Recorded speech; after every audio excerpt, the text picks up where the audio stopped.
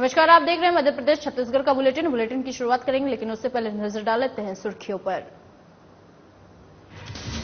रायपुर में टीबी मरीजों से मिले विधायक विकास उपाध्याय। मरीजों को विधायक ने पोषण आहार के किए वितरित और मरीजों के शीघ्र स्वस्थ होने की कामना। माकड़ी में कांग्रेस ने बीजेपी के आरोपों पर किया खंडन और बीजेपी पर बरसे जनपद उपाध्याय और कहा बीजेपी करती है गौ सेवा के नाम पर राजनीति।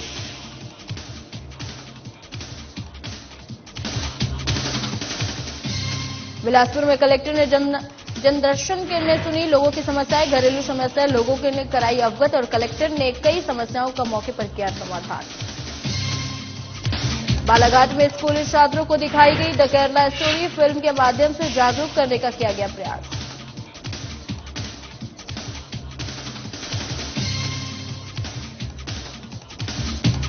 और गरियाबंद पुलिस ने किया हत्या का खुलासा। रुपए के लेन देन के चलते हत्या, पूछताछ में आरोपी ने कबूला जुर्म।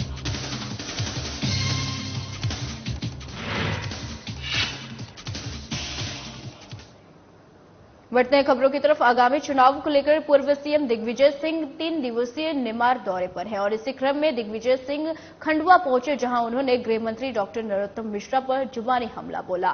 उन्होंने कहा कि नरोत्तम मिश्रा के जो बयान होते हैं उन्हें मैं गंभीरता से नहीं लेता, उनकी बात मैं गंभीरता से सुनता भी नहीं हूं। वो सिर्फ झूठे प्रकरण बनाते हैं। और इसी के साथ दिग्विजय सिंह नए संसद भवन के मुद्दे पर भी बोले और उन्होंने कहा कि भारतीय संविधान के आर्टिकल 79 में यह उल्लेखित है कि पार्लियामेंट महामहिम राष्ट्रपति के डायरेक्शन पर चलता है, और लेकिन प्रधानमंत्री द्वारा राष्ट्रपति को न शिलान्यास और न उद्घाटन में बुलाया जा रहा है, इसलिए कांग्रेस सहित अन्य दल इसके विरोध में है। वहीं उन्होंने बीजेपी पर निशाना साधते हुए कहा कि बीजेपी बौखला गई है। मिश्रा के जो बयान होते हैं उसको मैं कभी गंभीरता से नहीं लेता। उनकी बात सुनना भी मैं पसंद नहीं करता, क्योंकि उनके ना तो गंभीरता है ना राजनीति के, केवल लोगों के खिलाफ झूठे प्रकरण बनाना, धौंस दबट करना, भड़काना, ये उनकी आदत में शुमार है। इसलिए मैं उनको गंभीरता से नहीं लेता। भारतीय संविधान की आर्टिकल 79 में यह है कि पार्लियामेंट राष्ट्रपति महामहिम राष्ट्रपति के डायरेक्शन पे काम करता है, स्पीकर और चेयरमैन राज्यसभा के डायरेक्शन में काम करता है। बिना महामहिम राष्ट्रपति के दस्तखत के ना तो संसद की बैठक हो सकती, न संसद का कार्यक्रम चल सकता। ऐसे पद का अपमान मोदी जी ने किया है। छत्तीसगढ़ में आम आदमी पार्टी पूरी ताकत के साथ विधानसभा चुनाव को लेकर तैयारियों में जुट गई है और वहीं बिलासपुर में आम आदमी पार्टी पूरी तरह दोफार नजर आ रही है। दरअसल आम आदमी पार्टी के प्रदेश संयुक्त सचिव डॉक्टर उज्ज्वला कड़ारे एकला चलो की नीति के साथ पार्टी के पदाधिकारियों को छोड़ अकेले ही अपनी राजनीतिक जमीन को बेहतर करने में लगे हुए हैं और इसी को लेकर पार्टी पदाधिकारियों ने नाराजगी भी जाहिर की है, क्योंकि पार्टी किसी एक के चेहरे पर चुनाव नहीं लड़ना चाहती है। वहीं उज्ज्वला कड़ारे के पति रेलवे में नौकरी कर रहे हैं और पर्दे के पीछे से उज्ज्वला के पूरे काम को संभाल रहे हैं और ऐसे शासकीय कर्मचारी के राजनीतिक पार्टी में प्राथमिक सदस्यता नहीं होने के बावजूद भी पार्टी में दखल अंदाजी और चुनाव प्रचार का कितना सही है, इस पर रेलवे के अधिकारी मंथन कर रहे हैं और नियमों को जांच कर रहे हैं। लेकिन जानकारियों के माने तो किसी भी राजनीतिक क्रियाकलाप में शासकीय कर्मचारी का संलिप्त होना नियमों के विरुद्ध है।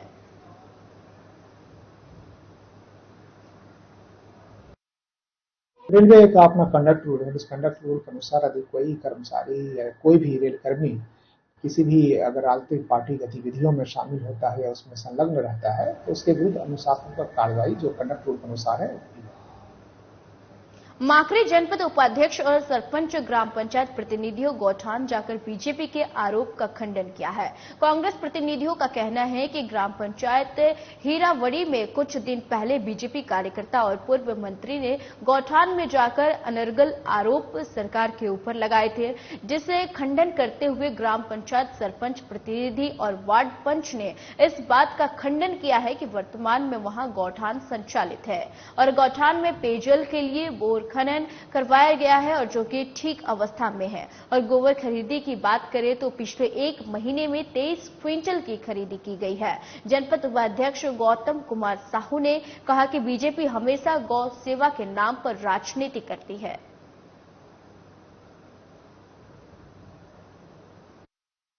पता चला हमारे छत्तीसगढ़ के पूर्व मंत्री, भाजपा की नेता और यहाँ कई कार्यकर्ता यहाँ पर गौठान के निरीक्षण में आए थे।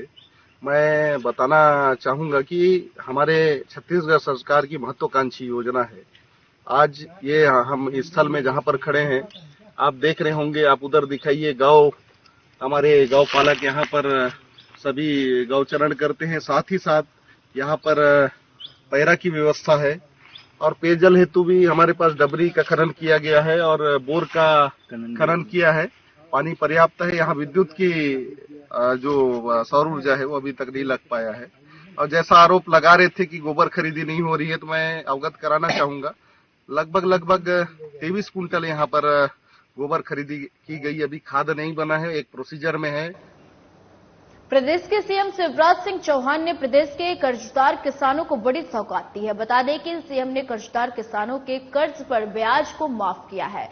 वहीं गंजाबाद, सौदा, विदिशा, सिरोंज, ग्यारसपुर सहित संपूर्ण विदिशा जिले के 31,469 किसानों को इसका लाभ मिलेगा और जिन पर भी 83 करोड़ 42 लाख रुपए का ब्याज किसानों को माफ किया जाएगा। वहीं कलेक्टर उमाशंकर भार्गव ने इस संबंध में जानकारी देते हुए बताया कि 21,000 से ज्यादा किसानों के फॉर्म भरे जा चुके हैं। जल्द ही शेष अन्य किसानों के कर्ज को भी माफ करने के लिए फॉर्म भरे जाएंगे। आपको बता दें कि चुनावी साल के चलते कोई भी दल विभिन्न वर्गों को लुभाने का कोई भी अवसर नहीं छोड़ रहा है। हमारे जो कोऑपरेटिव बैंक के सीईओ साहब हैं, जिला सहकारी बैंक के, ये भी यहाँ पर बैठे हुए हैं। हम विदिशा जिले में जो हमारे किसानों की संख्या है 31,469 31,469 हमारे कृषक भाई हैं जिनका ये ब्याज माफ हो रहा है।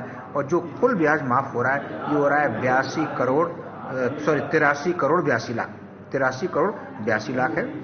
लगभग अभी हमारे पास 21,729 हमारे फॉर्म भर गए हैं और 9,740 फॉर्म हमारे शेष हैं। जो योजना है उसमें हम फॉर्म भरवा रहे हैं। जैसे ये फॉर्म भर जाएंगे इनको लाभ मिल जाएगा और लगभग ये 83 करोड़ 82 लाख का लाभ मिलेगा और 31,469 किसान हमारे इससे लाभान्वित होंगे।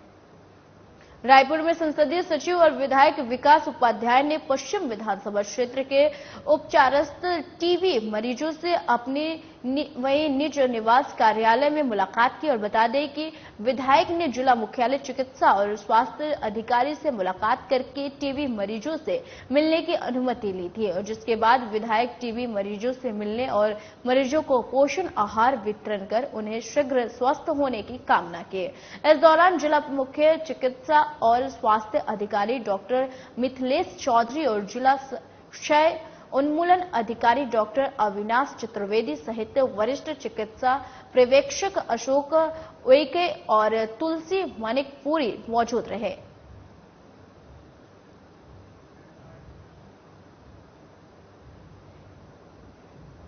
रायगढ़ में कलेक्टर तरन प्रकाश सिन्हा ने सृजन सभा कक्ष में राष्ट्रीय रामायण महोत्सव को लेकर एक अहम बैठक की और वहीं बैठक में विधायक प्रकाश नायक, जिला पंचायत अध्यक्ष निराकर पटेल, महापौर वहीं जानकी अमृत काटजू, जिला पंचायत सीईओ अविनाश मिश्रा सहित जिले के सभी अधिकारी, जनप्रतिनिधि और मीडिया मौजूद रहे। आपको बता दें कि छत्तीसगढ़ में 1 से 3 जून तक रायगढ़ के रामलीला मैदान में राष्ट्रीय रामायण महोत्सव का आयोजन किया जा रहा है।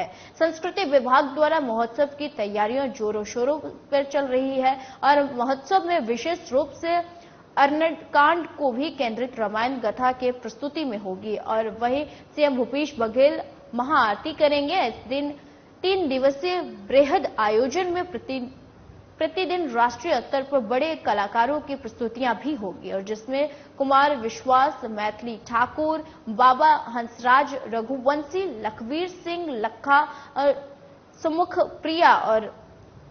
प्रिया, शरद शर्मा और प्रस्तुति करेंगे।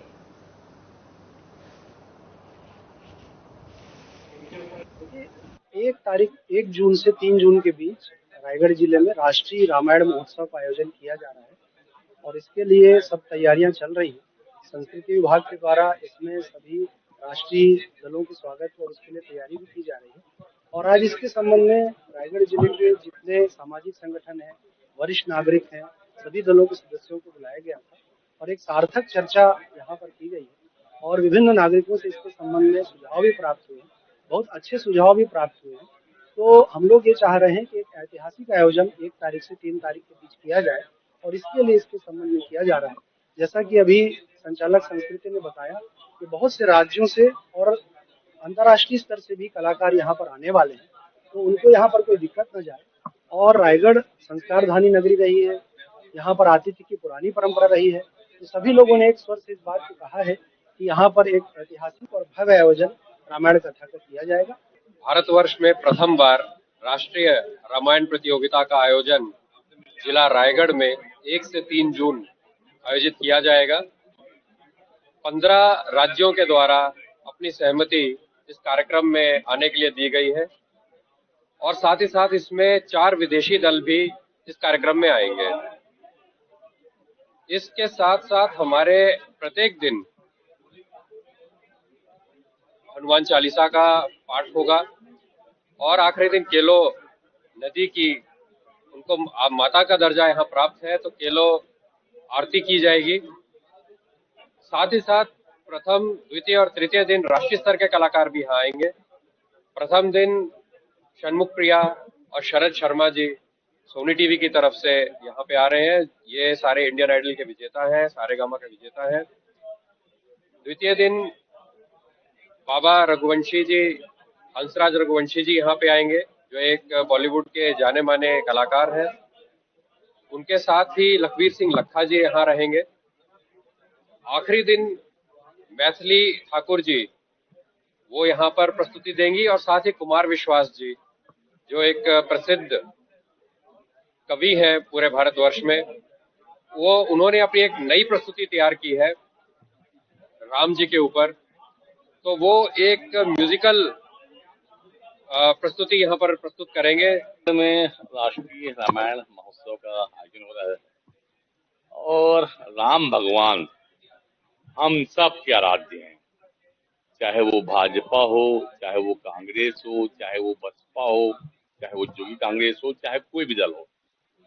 मैंने यहाँ पर ये कहा कि सभी पार्टी, सभी संस्थाएं, सभी समाज के यहाँ बुलाएं ताकि सभी राम के वर्णन को सुन सकें और राम की गाथा सुन सकें और राम की गाथा सुन के पुण्य कमा सकें।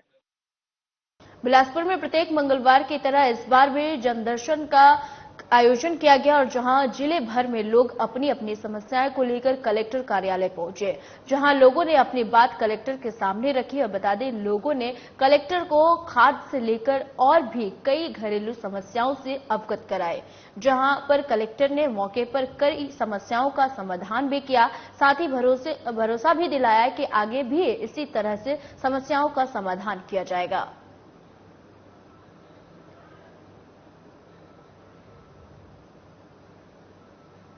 खबर बिलासपुर से है, जहां सरपंच से परेशान होकर एक दंपति कलेक्ट्रेट पहुंचकर न्याय की गुहार लगाई है और दंपति का कहना है कि वह पिछले 40 सालों से वहीं खमरिया में वार्ड संख्या 14 में रह रहा है और वहीं पिछले कुछ महीनों से ग्राम पंचायत का सरपंच गुलाब बाई मकान खाली करके तोड़वाने की धमकी दे रही है और इसी को लेकर दंपति ने कलेक्टर से फरियाद लगाते हुए मकान न तोड़ने का वहीं मामले की जांच करने की मांग की है। जमीन को सरपंच पंच लोग जो गांव के हैं खम्भरिया से, पंच वो काम बहुत दिन का हम लोग का काबिज था, उसको तोड़वा दिया। मिट्टी का घर था पहले, उसको तोड़वा दिया। अब नया घर बनाए हैं, उसको भी तोड़वाएंगे। पूरा घर खेती बाड़ी कर रहे थे, जीना खाने के सबको तोड़वा के पार उड़ को तोड़ काट कर एक कर दिए थे। कलेक्टर दिए थे, अभी मतलब घर बनवाए तो रिपोर्ट भी कर दिए है, पैसे भी जा रहे हैं। उसके बाद कुछ सुनाई नहीं, होकर बाद भी वो काम फिर से चालू कर दिए, मिट्टी पटवा रहे हैं। बिलासपुर के अभिषेक चतुर्वेदी ने लोक सेवा आयोग संघ परीक्षा की सीढ़ी को सफलतापूर्वक पार कर लिया है।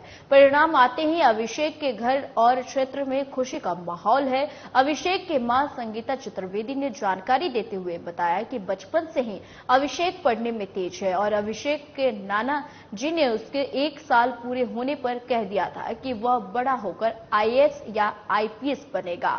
अभिषेक अपनी सफलता का श्रेय अपने परिजनों और शिक्षकों को दिया है। 3 बार UPSC में विफल होने के बाद चौथे प्रयास में उसे सफलता मिली है। बहुत खुशी हो रही है। इस एग्जाम के पीछे मैं पिछले 4 साल से लगा हुआ था और पहले 3 प्रयासों में असफलता मिली, तो इस बार सफलता मिल रही है तो दुगनी खुशी हो रही है काफी, और एक रिलीफ भी है कि अब फाइनली ये जर्नी एंड हो रही है। काफी समय लगा दिया इसमें और काफी मेहनत भी करनी पड़ी थी। किस तरीके से तैयारियां शुरू की थी इसके लिए आप, किन चुनौतियों से गुजरे आपने?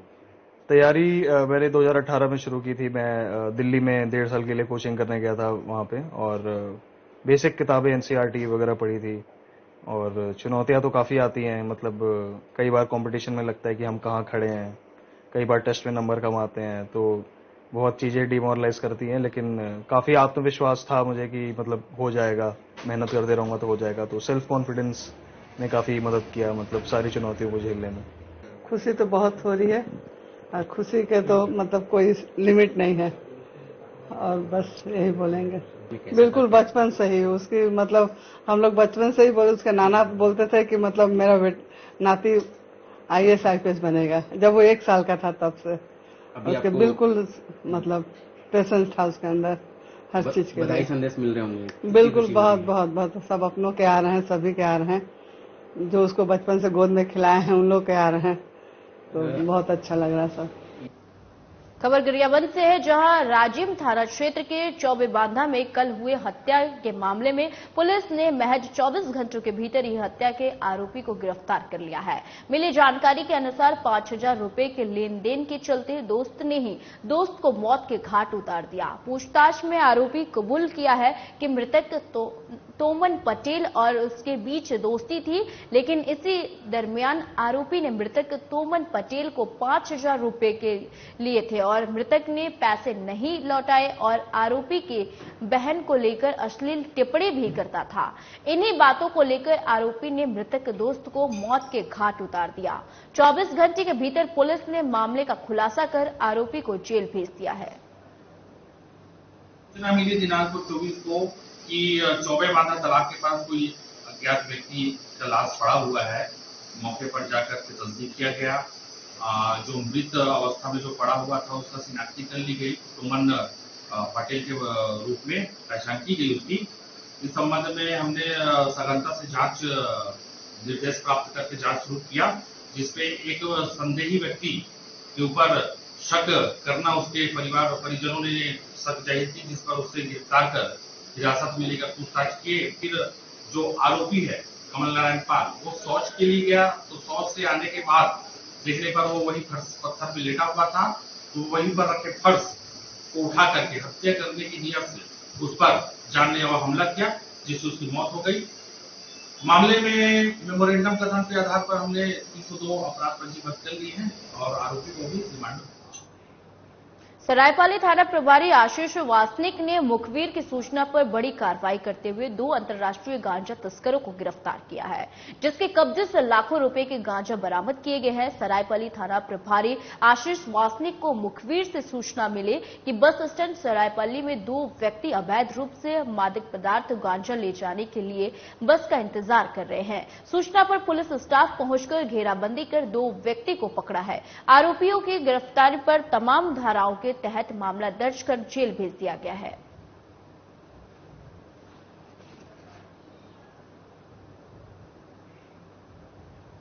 कारगिल चौक के पास स्थित कब्रिस्तान की 1 एकड़ 45 डेसिमल जमीन को चर्च के द्वारा बेचे जाने की खबर मीडिया के माध्यम से सामने आई थी, जिसे लेकर church of Christ mission in India संस्था के लोगों ने कलेक्टर को अपना स्पष्टीकरण देते हुए मामले की जांच करवाने का आवेदन दिया है। संस्था का कोषाध्यक्ष एस थॉमस ने बताया कि कब्रिस्तान की जमीन अलग है और जो जमीन बेची गई है वो अलग है, लेकिन कुछ लोगों ने संस्था को बदनाम करने की नीयत से कब्रिस्तान की जमीन बेचने का दुष्प्रचार किया है, जिसका विज्ञापन सौंपकर कलेक्टर से जांच कराने की मांग हमारी संस्था ने की है।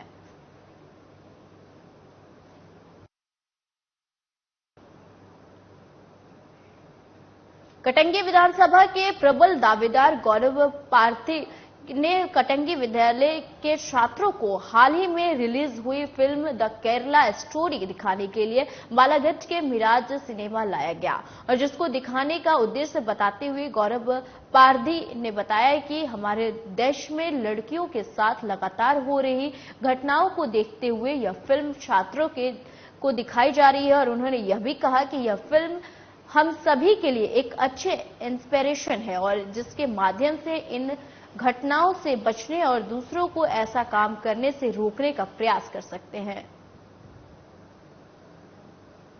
आज कटंगी महाविद्यालय के छात्राओं के लिए मिराज सिनेमा में हमने द केरला स्टोरी के लिए पूरा वॉलंटियर किया है। हम चाहते हैं हमारे छात्र जो हैं इस स्टोरी के माध्यम से देश में एक प्रकार का जो आतंकवाद फैलाया जा रहा है उसकी भूमिका को समझें और उसको समझने के लिए हमारे देश के प्रधानमंत्री श्री नरेंद्र मोदी जी, हमारी पार्टी के राष्ट्रीय अध्यक्ष श्री जेपी नड्डा जी का भी आह्वान रहा है। इसी में हमारा एक छोटा सा प्रयास है कि हमारे कॉलेज की छात्राओं को इस मूवी के माध्यम से हम इस प्रकार की घटनाओं से अवगत कराएं ताकि हमारे समाज में इस प्रकार की घटनाओं से हम बच सकें और अखंड भारत की जो हमारी कल्पना है। माध्यमिक शिक्षा बोर्ड ने कक्षा 10वीं और 12वीं के परीक्षा परिणामों की घोषणा कर दी है। इसमें उज्जैन के उत्कृष्ट विद्यालय के छात्र दिव्यांश सोनी ने गणित समूह में प्रदेश में 8वां और इसी विद्यालय की छात्रा ट्विंकल दलाल ने वाणिज्य समूह में प्रदेश में 7वां स्थान प्राप्त किया है। ऑल ओवर छात्राओं ने इस बार भी बाजी मारी है और इस बार उज्जैन जिले के परीक्षा परिणाम भी बेहतर रहे हैं। बता दें कि इस साल उज्जैन जिले का कक्षा 10वीं का 61% और 12वीं का 48% परीक्षा परिणाम रहा है। मेरा डिस्ट्रिक्ट मेरिट में द्वितीय स्थान आया है। मेरे कक्षा 10 के परसेंटेज 96.6 बने हैं।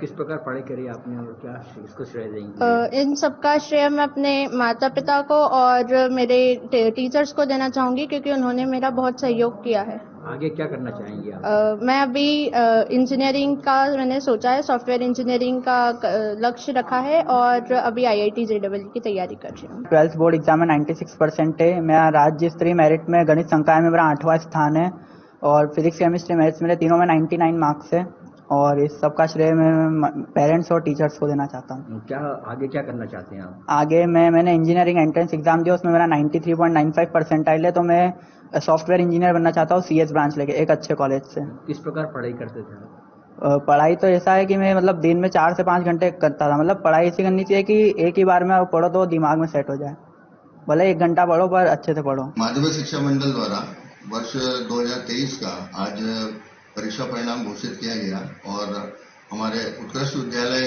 माधवनगर उज्जैन की एक बहुत बड़ी उपलब्धि रही कि हमारे यहाँ का एक छात्र जो गणित समूह का है और एक छात्र जो वाणिज्य समूह का है, ये दोनों ही क्रमशः 8वें और 7वें स्थान पर पूरे राज्य स्तर में इन्होंने अपना जो स्थान बनाया है।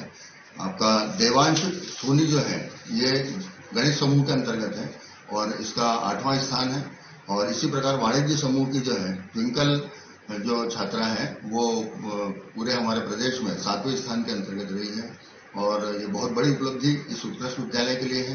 यहाँ का परिणाम शुरू से ही बहुत अच्छा रहता है और इस वर्ष भी 2 मेरिट हमारे जो राज्य स्तर पर आए हैं उन दोनों का जो मुख्य रूप से कार्य हुआ है या मुख्य रूप से जो हमारे बच्चों ने मेहनत करी है उसकी सफलता का श्रेय इस उत्कृष्ट विद्यालय को प्राप्त हुआ है।